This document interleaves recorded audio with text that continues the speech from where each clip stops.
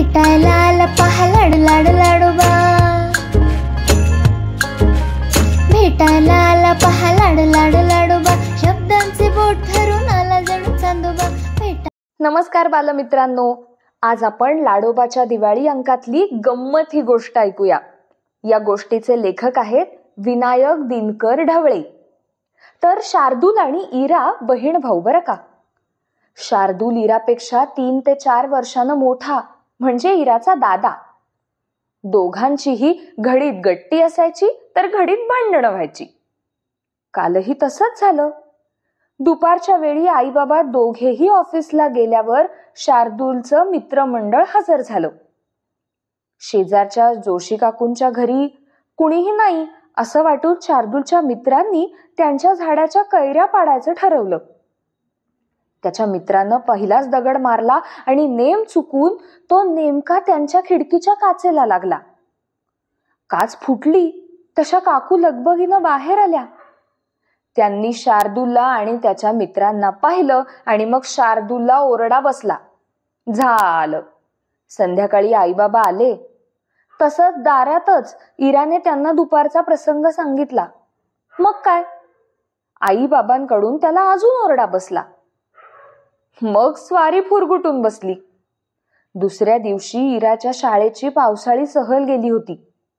सर्व मुली पावसात मनसोक्त भिजल्या. दुसऱ्या दिवशी इराला तर ताप सुद्धा आला. मग काय, आई बाबांनी तिला शाळेत जायला मनाई केली. आज शाळेत गणिताच्या युनिट टेस्टचा रिझल्ट लागणार होता. इराला शाळेत जायचं होतं, पण आई बाबांनी सांगितल्यामुळे आणि अंगात ताप असल्यामुळे तिला शाळेत जाता येत नव्हतं. आता काय बरं करावं. आज रिझल्ट कळला नाही तर उद्यापासून 2 दिवस शाळेला सुट्टी असल्यामुळे तो मिळणार नाही. तिला तर फारच उत्सुकता होती.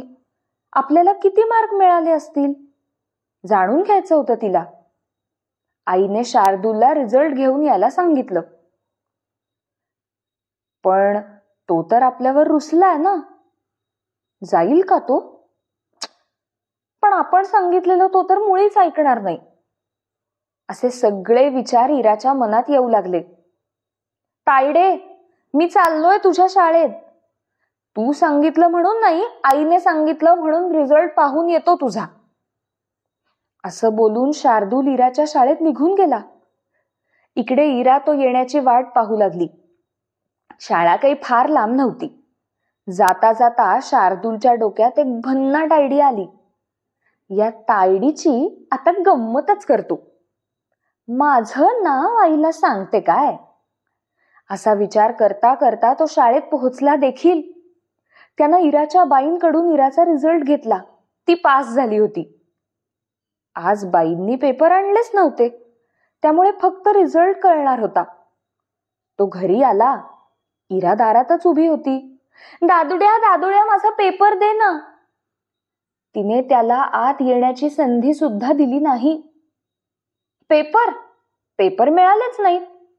तुझ्या बाईंनी आज पेपर आणलेच नाहीत आणि आता पेपर घेऊन तुला करायचंय तरी काय?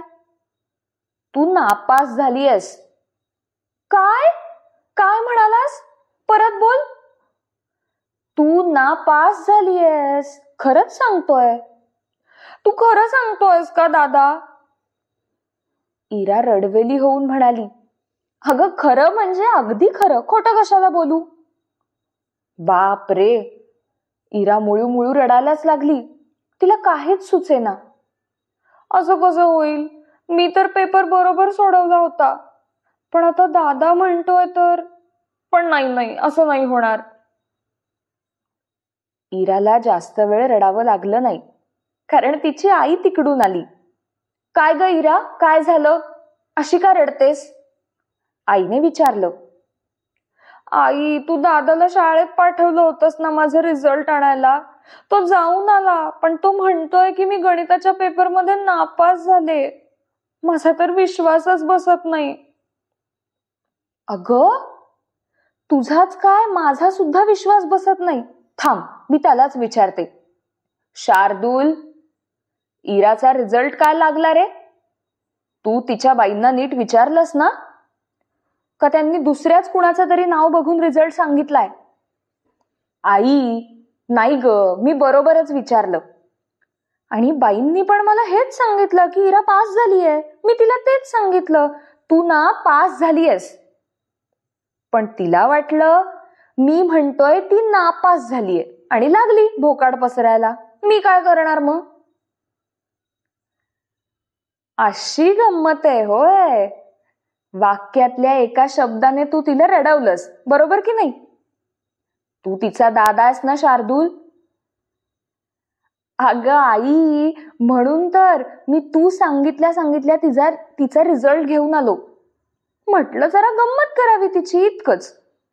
मी तिची गंमत करणार नाही तर कोण करणार बरं? हे दादा, काय रे?